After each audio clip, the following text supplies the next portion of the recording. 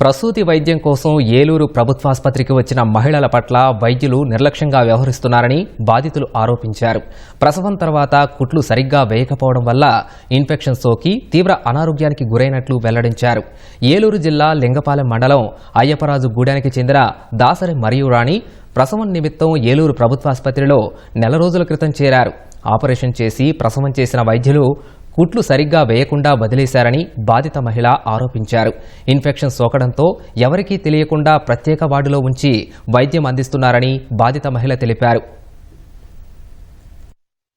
నా ఫస్ట్ విజయవాడలో normal delivery అయిందండి. ఫస్ట్ పాపని ఇప్పుడే ఎందుకో తెలియదండి ఆపరేషన్ చేసి బాగా కుట్లు కలవకుండా వేసారండి.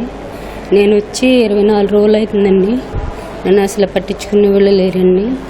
వైద్యం చేస్తున్నారండి, డ్రెస్సింగ్ అవి చేస్తున్నారు కానీ అసలు ఎప్పుడు చేస్తారో ఏంటో తెలియట్లేదండి. కుట్లు వేసారండి, అవి ఇడిపోయినాయండి. అసలు నా పరిస్థితి ఎలా ఉందో నాకే అర్థం కావట్లేదండి. మమ్మల్ని చూసేవాళ్ళు లేరండి. పసిపెట్టిన వేసుకొని నేను హాస్పిటల్లో 24 రోజులు ఉన్నానండి. ఇప్పుడు కూడా డ్రెస్సింగ్ చేస్తున్నారండి. పట్టించుకునే వాళ్ళు లేరండి. అసలు ఇంటికి ఎప్పుడే పంపిస్తారని భయం వేస్తుందండి, లేకపోతే ఎక్కడే ఉంచేస్తారని భయం వేస్తుందండి. ఇంఫెక్షన్ అయింది, నీకు ఇంఫెక్షన్ తగ్గాలి, అప్పుడు మళ్ళీ కుట్లేస్తామని అంటున్నారండి.